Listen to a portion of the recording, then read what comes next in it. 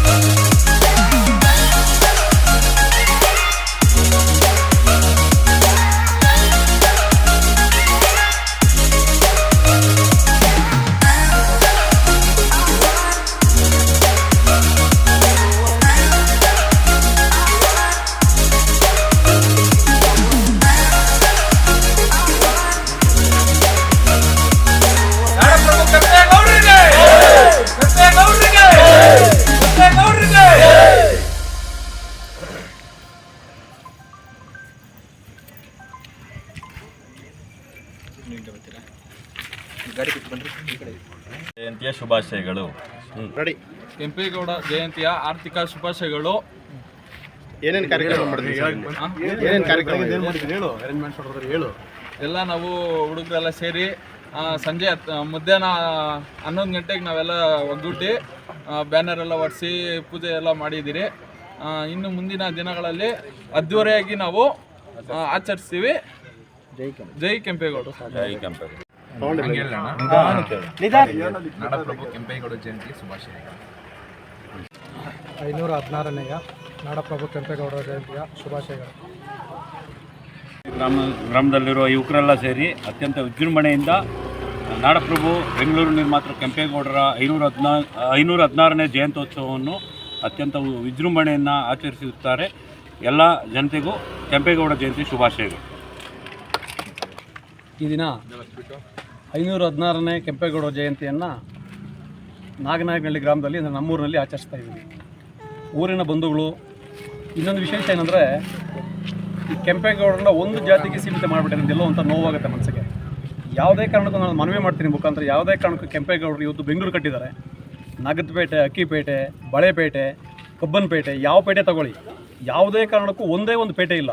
ಒಕ್ಕಲಿಗರ ಪೇಟೆ ಒಂದು ಬಿಟ್ಟು ಇನ್ನು ಎಲ್ಲರಿಗೂ ಮಾಡಿದಂತಹ ಧೀಮಂತ ನಾಯಕ, ತ್ಯಾಗಮಯಿ, ಕೆಚ್ಚದೆ ಗಂಡುಗಲಿ, ನಮ್ಮ ಒಕ್ಕಲುತನದ ಕುಲತಿಲಕ ಕೆಂಪೇಗೌಡರಿಗೆ ಇವತ್ತು ಎಲ್ಲ ಬೆಂಗಳೂರಿಂದ ದೇಶ ವಿದೇಶಗಳಲ್ಲಿ ಸಹ ಇವತ್ತು ಅವ್ರನ್ನ ಹುಟ್ಟುಹಬ್ಬವನ್ನು ಭಾಳ ವಿಶೇಷವಾಗಿ ಆಚರಣೆ ಮಾಡ್ತಾಯಿದ್ದಾರೆ. ಆದರೆ ಇನ್ನೊಂದು ವಿಶೇಷ ಏನಪ್ಪ ಅಂದರೆ, ನಾನು ಭಾಳಷ್ಟು ಬೆಳಗ್ಗೆಯಿಂದ ಸೋಷಿಯಲ್ ಮೀಡಿಯಾದಲ್ಲಿ ನೋಡಿದೆ. ನಾನು ಜಾತಿ ಭೇದ ಇಲ್ಲ, ಸುಮಾರಷ್ಟು ಜನ ಭಾಳಷ್ಟು ಜನ ಶುಭಾಶಯಗಳು ತಿಳಿಸಿದ್ದಾರೆ, ಆಚರಣೆ ಮಾಡ್ತಾಯಿದ್ದಾರೆ. ಇನ್ನೂ ಪ್ರತಿ ಊರುಗಳಲ್ಲೂ ಸಹ ಎಲ್ಲ ಕಡೆಯೂ ಸಹ ಎಲ್ಲ ಜನ ಭೇದ ಭಾವ ಮರೆತು ಅವರು ಯಾವುದೇ ಜಾತಿಗೆ, ಯಾವುದೇ ಕುಲಕ್ಕೆ ಅಥವಾ ಯಾವುದೋ ಒಂದು ಧರ್ಮಕ್ಕೆ ಸೀಮಿತವಾದವರಲ್ಲ. ಇವತ್ತು ಬೆಂಗಳೂರು ಹೇಳಬೇಕಾದ್ರೆ ಈ ಒಕ್ಕಲಿಗರು ಗೌಡ್ರು ಅಂತ ಏನಂತೀವಿ, ನಾವೇ ಕಡಿಮೆ ಇರೋದು ಬೆಂಗಳೂರು ಎಲ್ಲೋ ಒಂದು ಜಾಗದಲ್ಲಿ. ಎಲ್ಲಿ ಒಕ್ಕಲಿಗರ ಪೇಟೆ, ಗೌಡ್ರ ಪೇಟೆ ಅಂತಲೂ ಮಾಡಲೇ ಇಲ್ಲ ಅವರು, ಯಾಕಂದರೆ ಸ್ವಾರ್ಥ ಆಗುತ್ತೆ ಅಂತ.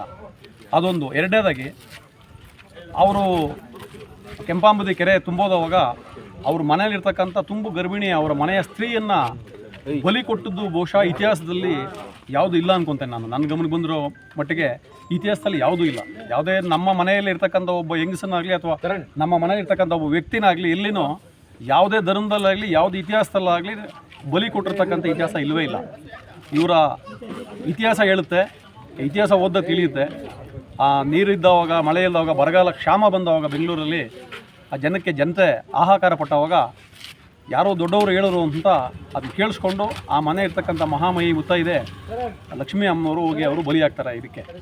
ಅಂಥ ತ್ಯಾಗಮಯಿ ಕೆಂಪೇಗೌಡರು ಅವ್ರಿಗೆ ಇನ್ನೂ ವಿಶೇಷವಾಗಿ ಇನ್ನೂ ವಿಜೃಂಭಣೆಯಾಗಿ ಅವ್ರ ಕಾರ್ಯಕ್ರಮ ಆಚರಿಸಬೇಕು. ಇನ್ನೊಂದು ಈ ಮುಖಾಂತರ ನಾನು ಮನವಿ ಮಾಡ್ತೇನೆ, ಈ ನಮ್ಮ ಆನೇಕಲ್ನಲ್ಲಿ ಇಲ್ಲಿ ಒಕ್ಕಲತನ ರೈತಾಪಿ ವರ್ಗ ಜಾಸ್ತಿ ಇದೆ. ಈ ಒಕ್ಕಲತನ ರೈತಾಪಿ ವರ್ಗ ಜಾಸ್ತಿ ಇರೋ ಹತ್ರ ಆನೇಕಲ್ನಲ್ಲಿ ಇವ್ರದ್ದು ಒಂದು ದೊಡ್ಡ ಬೃಹತ್ ಕೆಂಪೇಗೌಡರ ಶಿಲ್ಪ ನಿರ್ಮಾಣ ಮಾಡಬೇಕು. ಹಾಗೆ ಒಂದು ಒಕ್ಕಲಿಗ ಸಮುದಾಯ ಭವನವನ್ನು ಮಾಡಬೇಕು ಅಂತ ಏನು ಆಡಳಿತ ಇದೆ, ಜಿಲ್ಲಾಡಳಿತ ಇರ್ಬೋದು, ತಾಲೂಕು ಆಡಳಿತ ಇರ್ಬೋದು, ಅಥವಾ ನಮ್ಮ ಕುಲಬಾಂಧವರು ಇರ್ಬೋದು, ನಮ್ಮ ಸಂಘ ಇರ್ಬೋದು, ಅವ್ರಿಗೆ ಈ ಮೂಲಕ ಒತ್ತಾಯ ಮಾಡ್ತಾ ಇದ್ದೇನೆ. ನೀವು ಎಲ್ಲರೂ ಗಣ್ಯ ತಗೊಂಡು ಎಲ್ಲರ ಹತ್ರ ಇದನ್ನು ಪೂರ್ವ ಸಭೆ ಮಾಡಿ ಒಂದು ಅತಿ ದೊಡ್ಡದಾದ ಒಂದು ಕಂಚಿನ ಪ್ರತಿಮೆನೋ ಅಥವಾ ಒಂದು ಶಿಲಾ ವಿಗ್ರಹವನ್ನು ಅವ್ರಿಗೆ ಅಲ್ಲಿ ಮಾಡೋ ಮುಖಾಂತರ ನಾವಿಲ್ಲಿ ಒಕ್ಕಲತ ರೈತಾಪಿ ವರ್ಗ ಜನ ಜಾಸ್ತಿ ಇದ್ದೀವಿ ಅಂತ ಈ ಮುಖಾಂತರ ಅವರಿಗೆ ಗೌರವವನ್ನು ಸಲ್ಲಿಸಬೇಕು ಅಂತ ಈ ಮುಖಾಂತರ ನಾನು ಆಗ್ರಹವನ್ನು ಮಾಡ್ತೇನೆ, ಮನವಿಯನ್ನು ಮಾಡ್ತೇನೆ.